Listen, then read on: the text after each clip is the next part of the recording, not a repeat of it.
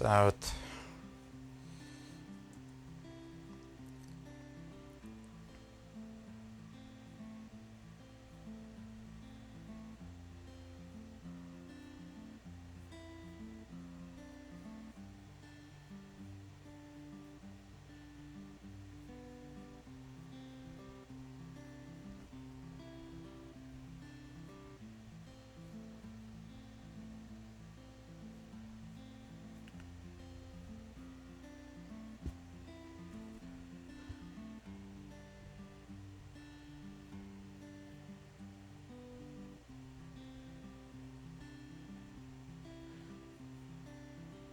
My apologies. My apologies, people. What about on the Facebook? Can you see me on the Facebook or not? Can you see me on Facebook?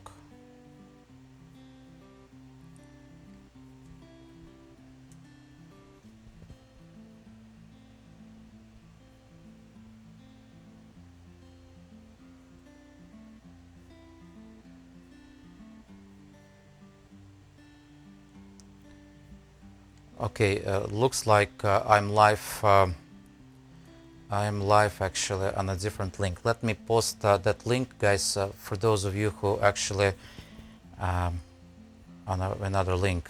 Let me see.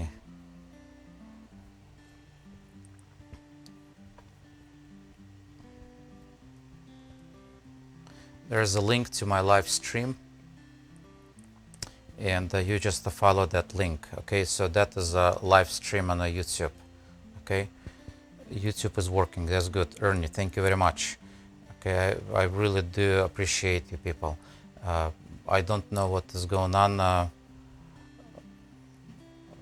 you know, with the platforms. I try to figure this out, but you know, sometimes it just doesn't work.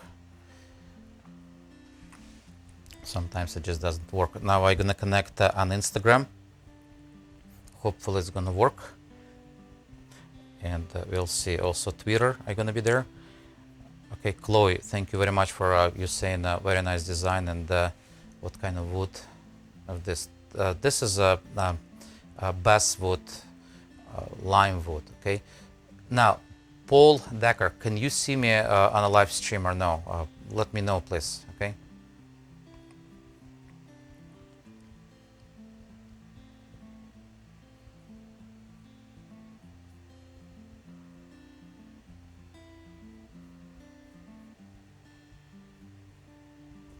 Jose, welcome back. Good to see you guys. Okay, let me work. Okay, let me see if you're able to connect or not. There's a link I posted for the proper YouTube channel. Just click that link right here, which is under my name, and you're gonna be able to connect. Really do appreciate if you can do that. I don't know why my scheduled stream did not work out, but hopefully it's gonna work out. Okay, so hopefully it's gonna work out. So people, welcome. I really do appreciate you connected. So Facebook people, can you see me? Can you hear me good? So let me know, please. Okay, people from Facebook. But what I'm working on, I'm developing this Venetian piece. Again, please accept my apologies for not connecting right away. I actually did connect right away, but for some reason, you know, the connection did not work out. I'm working on this section of my development. Oh, thank you very much, Dave. So you're able to see. I saw that you just got back from church, from the service. That is good. Okay, I hope it was just over the internet connection via Zoom or whatever you've got the stream platform. Lori, thank you for letting me know that you see and hear me good. Okay, again, please, wonderful people, I'll accept my apologies. I tried to be ready, and I did actually 2 hours before, checked and rechecked everything. And when I hit the button go live, for some reason my internet connection decided to drop on me. And nothing to do with my setup, nothing to do with my equipment. I've got high-tech equipment. So it has to do with nowadays, I think it's just because of that virus going on. So I think it's what it is. You know, everybody's on internet, and especially this time, and that's a Sunday. If you in United States, you know, everybody's going, you know, live streaming services throughout the houses of worship and so on, and internet providers, I think, can't handle that load. Although I do have a really good, I'm paying good money. I have a gigabit internet connection, supposedly, okay? But like I said, when I hit that button, you know, what happened, have no idea, okay? It's just stopped working. But anyway, thank you very much for connecting with me. So let me concentrate a little bit on this section. You can see probably that I worked on that for school, of course. You know, people at school, at my school site, they're gonna be able to see the whole process. But a little bit, I'm gonna carve, and if you do have any questions, please ask me, okay? Please ask me, so I'll try to answer. Meantime, let me check Instagram if it's connected or not. Connected, I can see Instagram connected, Twitter connected. Someone wrote me in Russian language. Здравствуйте, здравствуйте. Здравствуйте, Грязный Восток. Okay, so that is good. Okay, so now please, people on Instagram, if you want to see the full picture, if you really want to see the full picture of this development, please go to YouTube, okay? I'll post a link. I'm not sure if it's going to be clickable or not. On YouTube, it's going to be full HD, and you'll be able to see me in a full HD right there. Here's the link. I'm not sure if it's going to work or not, okay? So let me know if it works. Again, if you do have any questions, I really would appreciate if you would ask me, okay? Ask me any questions what you have, and I'll try to answer.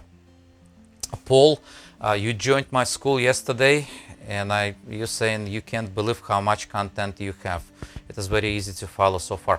Paul, I really do appreciate that you connected with me via school. Of course, you're part of my school, and like I mentioned before, in school I have over 1,500 videos. Okay, so I'm not planning to post them right here. All right, I'm not planning to post them right here. Brent saying, the Bob Ross of wood carving live, been watching every day. Thank you, Brent. Okay, thank you very much. Okay, but anyway, so that's the idea I wanna work on today. So I do have some kind of acanthus movement going, and it's not that complicated at all. But I already started filming for school. Which is going to be available, of course, on my school site this week yet, maybe even today. We'll see. It all depends on internet connection. But while I'm working, ask me, you know, some of the questions related to the wood carving. Don't ask me about how I feel and so on. I do feel wonderful, by the way. Okay, I continue to work. I'm not planning to stop. It doesn't matter what's going on in the world. I'm still planning to do that. Okay. And let me use Vayner. That's what I'm gonna do. By the way, for those of you who don't know what the Vayner is and what's the difference between Vayner and gouge, both of them not chisel. Okay, Vayner is like a U shape, a letter U shape. Okay, wonderful. So Dave's saying YouTube is just as excellent as Facebook. Can you check what quality on the Facebook you are watching? Are you watching 1080 or 720? There is gonna be a gear icon if you can check that, okay? Because I tried to be HD, but for some reason YouTube lowering my quality. I'm trying to encode in a full quality, but for some reason not always working out. Okay, so this is a 1/4 inch, little bigger than a 1/4 inch, and I'm outlining. This process called setting in. I'm just outlining and setting in the main movement, okay? The main movement, and I'm gonna do exactly the same on the right-hand side. Okay, Chloe asking me what kind of pencil marker are you using? I'm using, believe you or not, I'm just using pretty much, you know, Sharpie permanent marker. That's what I'm using right now. Lori is watching me on a 720. You could probably choose 180, I mean 1080, and Facebook 720. Yeah, that's the thing. I'm actually streaming 1080, but for some reason is that down on the 720. I think it's just a restriction and so on. It's just whatever. But if you want to see me full quality, just go on YouTube, okay? And for all of you, I'm gonna post the link. You can follow this link right now and connect me via YouTube. All right. So that's gonna be directly to the YouTube. Hi Sergio, good to see you too. Okay, wonderful. Okay, so now what I'm gonna do? See, I have to match the size of this side. Okay, and I have to actually take this size on another side. Okay, I'm gonna show you a little closer, and also pay attention the middle line, where I place that middle line. The middle line is really important for all of those movements. For example, if you take this point and that point, the middle between those 2 points would be somewhere right here. Okay, that would be somewhere right there. And that's not going to be good. So you have to either move it to the left or move it to the right if you want to be accurate to the Fibonacci sequence or golden ratio if you wish. So it's a 6 parts out of 10. It's easy way to understand. And the same applies for here. If I've got point right here and I've got point right there, so 6 parts move in that direction, and that's going to be somewhere the the center line. Exactly the same right here on this side. Okay, let me see what Dave wrote. He is guessing there is a heavy traffic on the Facebook, and they reduced pixelation. Probably yes, but I also noticed even my older streams they were actually streaming in 1080, and I checked that. But if you look, if you want to rewatch them, if you go in an older stream, you will find out they reduced it to 480 even. Okay, so that is I don't know what's the reason behind that, but that's what they did. Okay, but what I'm doing right now, I'm actually using same tool, Vayner number 11 and 7 millimeters, about 1/4 inch, little bigger than 1/4 inch, and creating my preliminary cut. Okay. So like I said, I need to match the size, how wide that section is. And by the way, Chloe, pencil I'm using right now, it's a 8B. It's a really soft pencil. That's what I'm using. I don't have to. I usually when I carve, I don't use those pencils because they leave a lot of dirt markings. It's better to use a marker because it doesn't leave that much. But sometimes I'm just grabbing. Okay.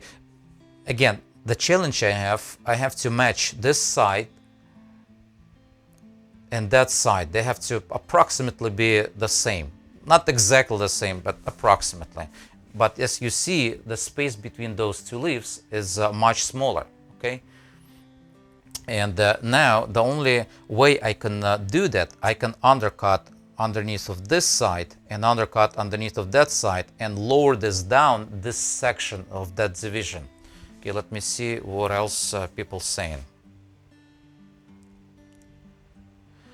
The question is in my school if I'm showing how I glue laminate pieces together, laminate pieces of wood together. I explain, okay? I'm not really showing how I glue that because there's a not really complicated process. But I am actually explaining how I do that. Pretty much the process is easy. You plane your pieces of wood, so you have to really good.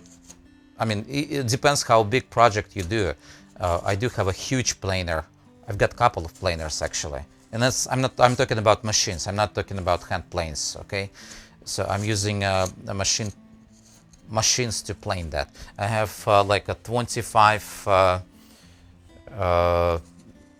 inches planer, and I have 16 inches planer. So I've got a couple of them.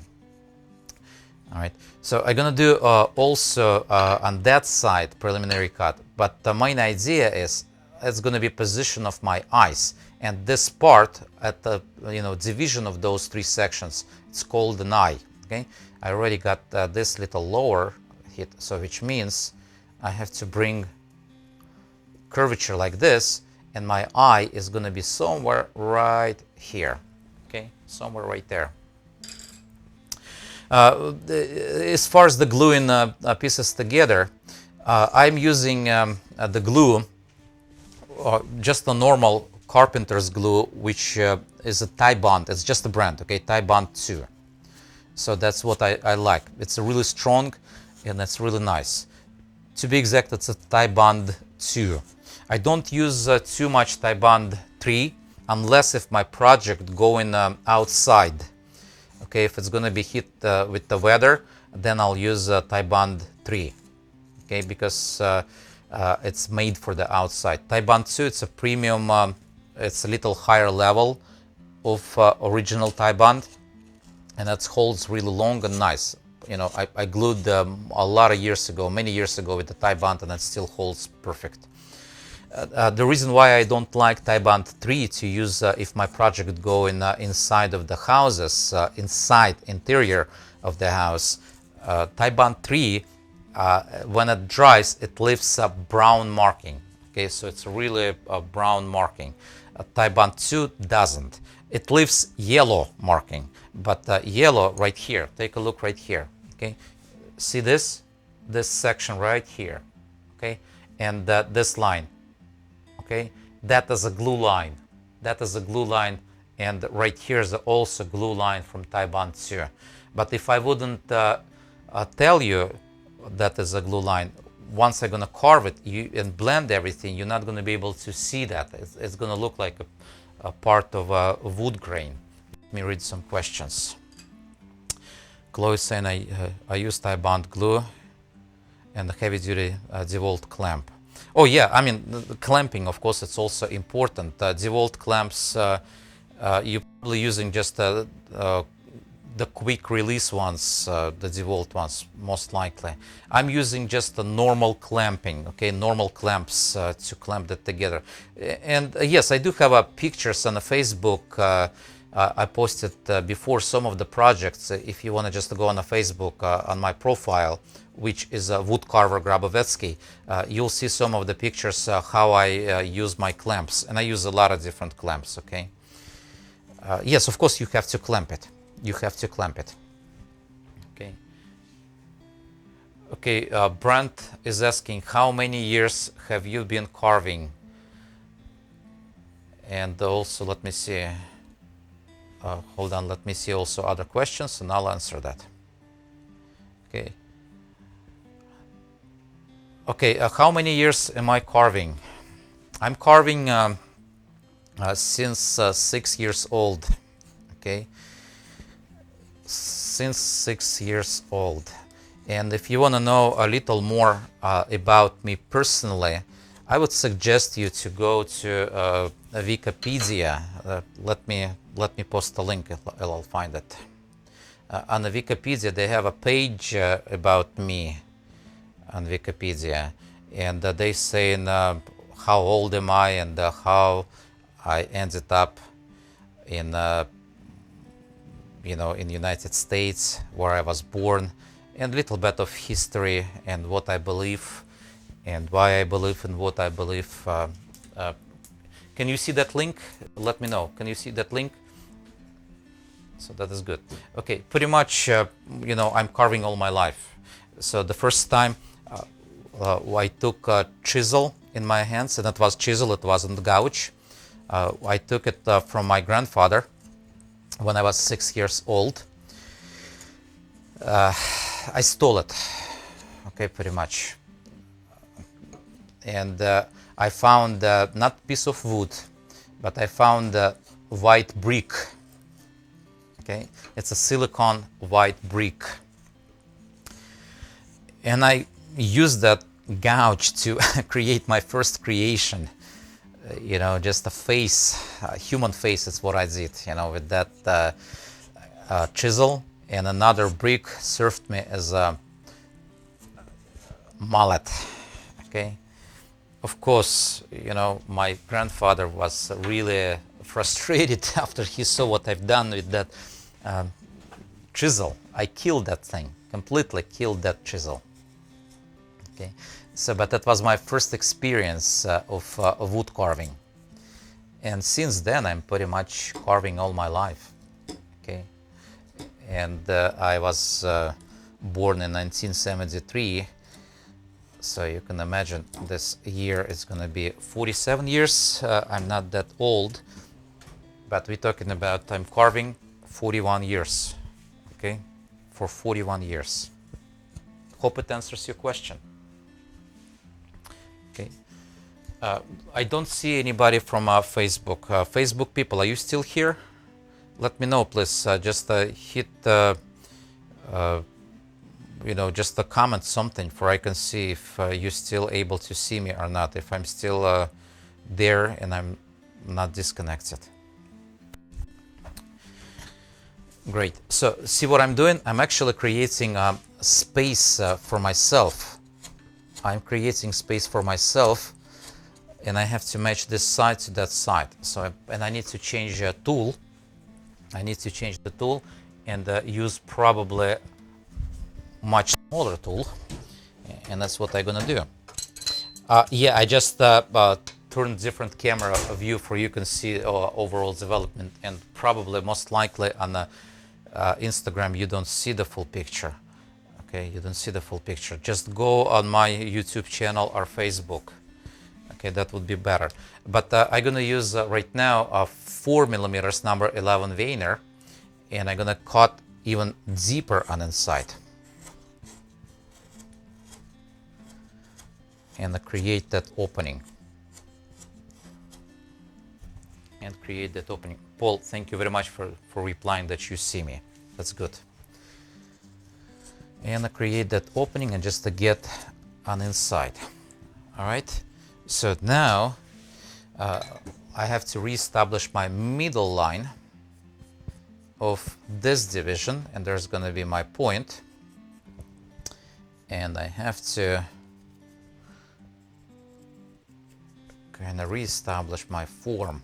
And there's going to be another eye, okay, right here. So because I have another division, and let me actually do a longer eye, because I really like the idea of developing, you know, the long and big eyes. Lori, you're saying so amazing. Thank you very much. Thank you for joining. I'm going to take the same tool, 4mm, number 11, and that's what I'm going to do. I'm going to create another eye, and just like that. I'm leaning a little bit to the left, okay, with my tool, and with the gouge it wouldn't make any sense to lean, but with the veiner it does make sense, and I'm explaining a little more on my school site, of course, why it is. But see, I'm just creating the feel that this section, the left side, going right underneath. Okay, so that is what I'm doing. Just going right underneath. And let me use some different tool to blend that cut. That's what I need to do. I call it blending, and I can use a Gonzalez tool, I think, and I can blend that in just like that. Okay, all right. So essentially what I'm trying to create like a water drop idea right here. Okay, so it has to go underneath, and it's going to be developed underneath of this section. All right, so it's going to be developed underneath of this section. Again, if you do have questions, please ask me, and I'll try to answer. Let me check comments on Instagram. Okay, someone on Instagram is asking me how many tools to use. I don't quite understand the question, probably how many tools to use or how many tools I use. I use it all depends on the project, okay? It all depends on the project. I know there's a different opinion about how many tools you're supposed to have and use, and I even read some forum, and people saying the real carvers, they don't use more than 20 tools. You're supposed to have only about 20 tools. I guess then I'm not that real carver, because I have approximately half a thousand tools. Okay, and it's always growing and growing and growing. But the reason why I'm having, it's not just because I'm using all the tools. Some of the tools I never use, and that's true. Some of the tools I never use. I can show you some of the tools I never use. For example, even the brands. Some of the brands I really don't use at all. This brand is sold worldwide right now, is a good tools, FlexCut. I never use those tools, okay, but I still have them, okay. For me, FlexCut is not the best tool for professional result. I mean, it could be used for the undercutting, but not for everyday work, because number one, see those ridges right here, they're really sharp, okay, they're really sharp. Let me show you to you a little closer, okay, why I don't like it, okay. So see, first of all, you holding your hand when you're carving, just like that, and you're trying to control your tool, but those ribs on that tool, they just get to it, okay? I mean, get to you, and it's not the best idea how they developed that, okay? Nothing wrong with the tools. I mean, you're still able to carve. You're still able to carve. And I have those tools, and I never use them. But other brands like Ashley Isles, Henry Taylor, I have lots of them, and I use most of them all the time. Like I said, about half a thousand tools, specifically, like some specialty tools with the skew, gouge, and stuff like this. It's just really helpful tools to use, okay? I'm not using it for school for all of the projects, because I'm not expecting anybody to buy, those tools, because they're not cheap, okay? But how many tools do you really need to carve? It all depends on the project. If you want to carve a project like that, a complicated project, you're probably going to need little more than 20 tools, I would say. Although most of it done with the number 11s, veiners. That's what I'm most of the time using, just the number 11 veiners, okay? So let me read. There's another question. Dave is saying question, or maybe saying just file gouges have a Swiss made marking on them with the hex shaped oak handles. Yes, it is.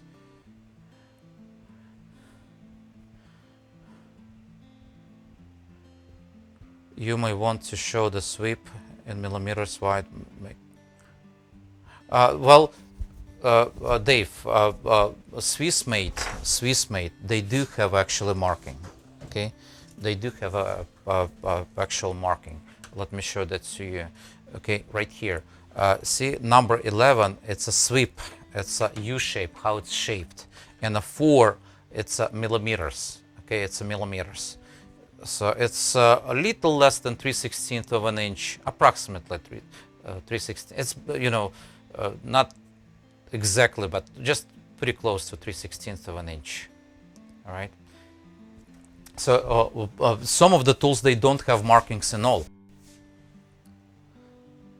Some of the tools, they don't have markings in all. Let's say if you have a professional tools by Ashley Isles, those tools, that's my favorite brand. And Ernie, he actually lives close to that brand, and he knows this steel is the best steel what they're using, Sheffield steel. Henry Taylor and Ashley Isles and Robert Sorby, they do, and also there's other brands, they used to have that same steel. They use the same Sheffield steel. That is the best. But you don't really see markings almost anywhere, except there's a marking, a little marking just on the side, which means it's only number 6. But how wide that is, number 6? I mean, for the professional people, you really don't need to know how wide that tool is. You just look at it, And I know it's about 1 inch, pretty much about 25 millimeters.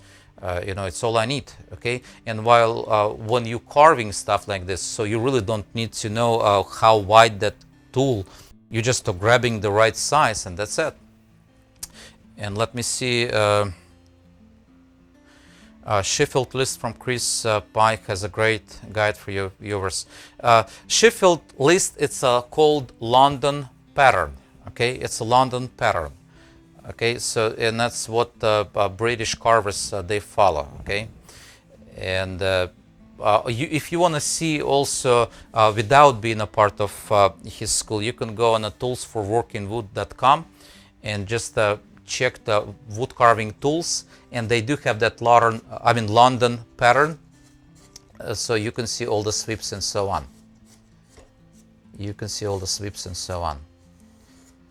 For example, this tool, it's just called Gonzalez tool. Okay, it's a Ray Gonzalez, also master wood carver. He developed, well, he didn't really develop, but he just advanced, I would say, the existing skew. Okay, all it is just a skew chisel. Okay, just a skew chisel, which is,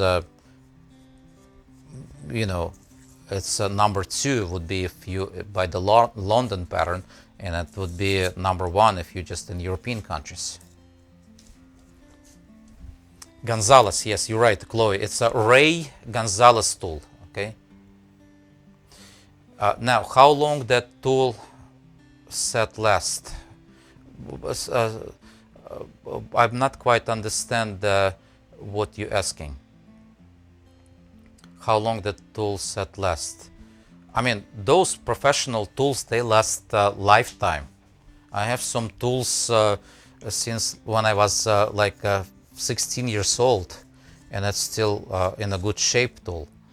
Okay, it all depends how you take care. Are you asking about the sharpness, how long it holds the edge? Again, it all depends on the brand. It depends how it's hardened, if it's softer metal or it's harder metal, but and also even more than that. Okay, it's still, for example, I like the Ashley Isles because it's hardened to like 59 RC59, Rockwell 59, and I believe why I like it, because it's really easy to reshape and just to make it buff quickly, and that's why I like that. Okay, for example, other tools nowadays, I mean, you can see there's on the market showing up some Chinese-made tools like Shaaf tools. They are hardened to RC62, and they're a little harder. They still hold edge really good, actually. And you're able to use them. They're still holding edge. Okay, what I'm doing, I'm actually outlining, you know, the main movement. I'll show you the full picture. Okay. Do you sharpen that Gonzalez on both sides? That's a Chloe asking. Yes, Chloe. Okay. Yes, absolutely. Both sides equal. Let me show closer to you. Both sides. And maybe I can show you even closer. All right, so well, let me try to catch that bevel by the light. There's also a long bevel going approximately 5 millimeters, about 3/16 of an inch, all the way to this side and all the way to that side. Maybe you're able to catch that much better with the light.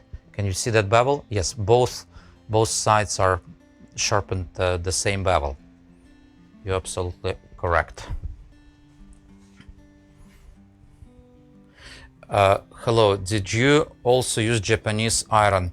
Marco, there's a reason why I don't use too much Japanese.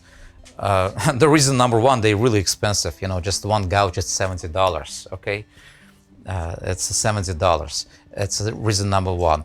Second, Japanese steel, it's a laminated steel. Okay, and it's also hardened really high number. Okay, and the problem with when it's a little too much hardened. So if you break that laminated steel edge, your tool is pretty much gone.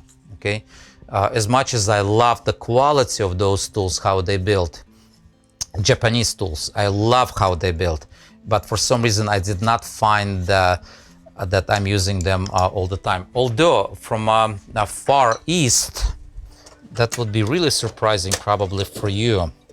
Let me try to find it. I do have a, if I'll find it, okay? I do have a tool. I'm not using them. That's why I'm, spending time to find them. I have, like I said, I have like a half a thousand tools. Not always able to find them. Okay. Well, but anyway, from Far East, from Korea, there's inexpensive tools, but they actually excellent tools. Also, inexpensive tools that's made in Ukraine. It's a Beavercraft tools. They don't have too much, and they look a little different. But if you want to save some money, you can buy those tools, and you're still able to carve, some really good, excellent projects. Okay, let me check any questions, any replies on Instagram also. Let me see.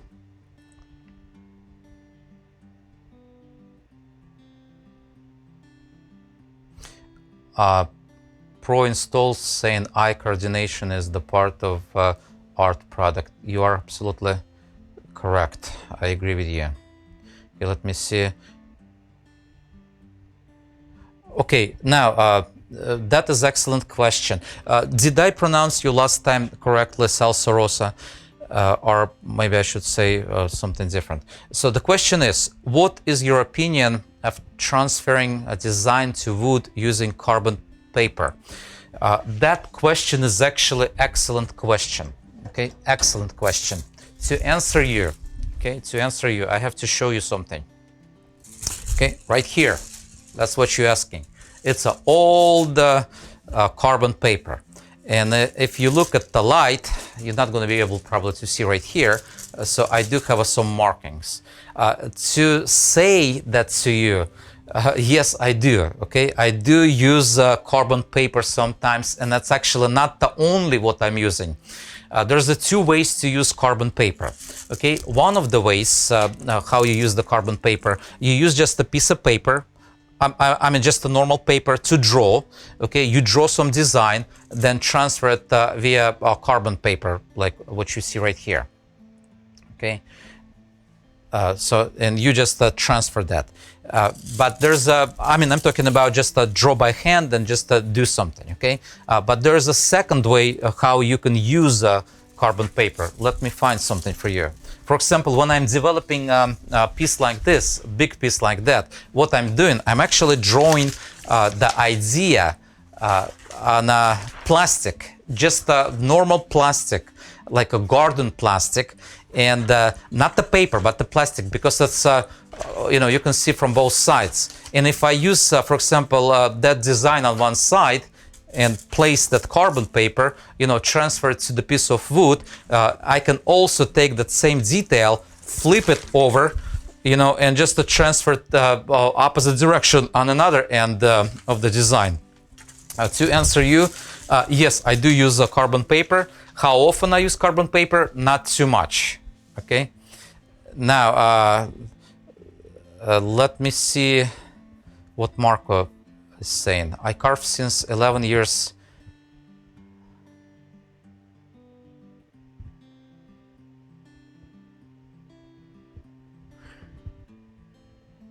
All right. Well, Chloe, photocopy and glue it a piece of paper. Yes, I've done it also, and I'm actually teaching about what you can do with the. Pretty much, it's what I'm using. You can just get the copy of.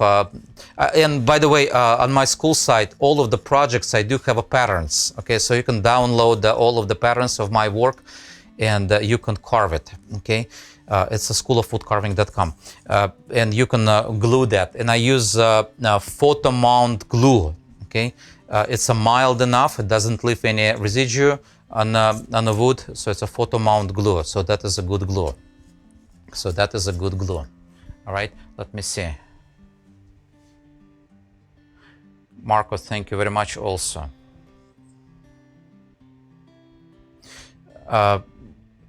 Hey Alexander, how long will you be broadcasting today? Not much.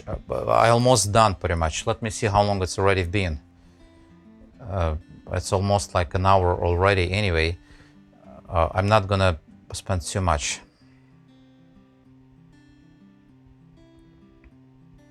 Oh, Chloe is saying the reason I go to this school is because teacher Alex doing freehands, and I learn freehand from this school. You're talking about the drawing? Yes, I do actually. You know, sometimes draw right on a piece of wood. You know, just with the hands. If you're referring that to the drawing, I do that. Okay, let me see if people on Instagram asking anything. Okay. Pro installs asking what wood mainly I like to carve. Okay. Now to answer you that question, the best wood always is the best wood. Okay. It's in my opinion. In Europe it's a lime wood, in Germany it would be linden wood, in Russia it would be lipa. It would be the best wood to carve, okay, because it's a really easy manipulate and it doesn't have too much grain, so you don't distract your eyes. So that is the best wood to carve. But I also love to carve walnut, I love to carve cherry, I love to carve oak, especially English brown oak. It's just beautiful wood. But most of my projects, if I have a chance to carve just a basswood, I would definitely just use a basswood. Okay. I'm gonna finish right now my stream. I will continue to carve for my school, of course. So if you want to see the full process how I do that, you go ahead and just check my school, schoolofwoodcarving.com. Let me post the link, by the way. Don't get me wrong, I am not trying to sell anybody my school in all. I mean, it's up to you. It's up to you if you want to do that or not. But here's the link. Here's the link. Okay, now, you know, another question. Am I using electric tools like a Dremel? And also the question before that, hi Alex, what kind of pencil do you use to draw on a garden plastic? Okay, on a garden plastic, there's a couple ways you can draw.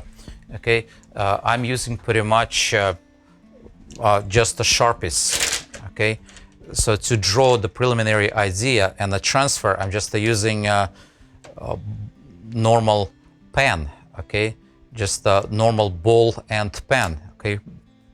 So that's what I'm using. And the Sharpies, it's a permanent markers. They stay right there on the plastic, and I can use different colors. And as far as the second question about do I use electric or electronic, he's saying, you know, the tools like a Dremel and there's other ones. I don't. There's a reason. First of all, with electric tools, you're not saving any time.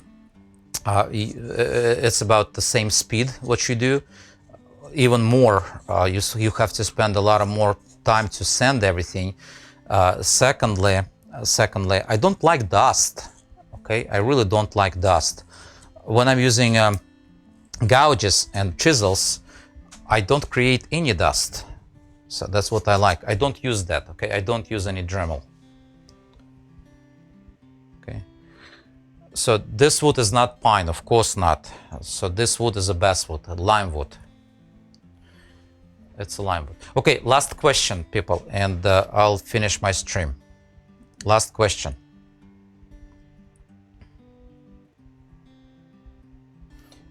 Now there's a couple questions are saying on Instagram, but unfortunately I do not understand, you know, the language. Maybe I can just Google translate it. But for you also, if you would just would like to ask me in your own language, I would really appreciate if you can translate in Google Translate and post that in English. Okay, now I just translated. People from Instagram, they just congratulated me with the great work. Thank you very much. Stanislav, спасибо большое, и вам тоже. Okay. So wonderful. Let me finish it. Well, I'm gonna finish it now. I mean, just for live stream, but I'm not gonna finish it for school. For school, I'm gonna continue to film. And like I said before, for every half an hour maybe of live stream, even on this project, there's gonna be like 5-6 hours of real life video on my school site. And it's gonna be a lot more detailed, of course, and I'm explaining what I'm using, why I'm using, and what other alternatives to use other tools and so on. Okay. And Chloe is saying that Dremel is not going to have the same effect as a chisel on the wood. Absolutely right. It just leaves absolutely different finish. So with the chisels and the gouges, it leaves marking. Okay, so it leaves like, I mean, if you compare that to the fine art, brush marks with the fine art, but right here you can see it leaves, you know, tool marks. Although I don't like to see too much tool marks, but they are like a brush marks on a artist canvas. It just makes it unique and also catches the light, and it works like a diamond, pretty much. Okay, almost like a diamond. Okay, wonderful people. Thank you very much. I'll try to fix the problem what I had today with my stream. I don't know why I had some glitch with internet today. So, but please don't forget to like it. You know, and but don't forget to subscribe if you want to be a part of my community. If you're on YouTube or if you're on Facebook, also follow. And also don't forget to get that notification bell. Okay, so really important to get that bell and make sure you got the all notifications. That way you're not gonna miss. Any of my streams. And again, thank you very much for joining me today. My name is Alex Grabovetskiy. I'm a wood carver. Thank you very much. Have a good one. Let me show you one more time, you know, overall development, and I'm gonna be gone. Okay.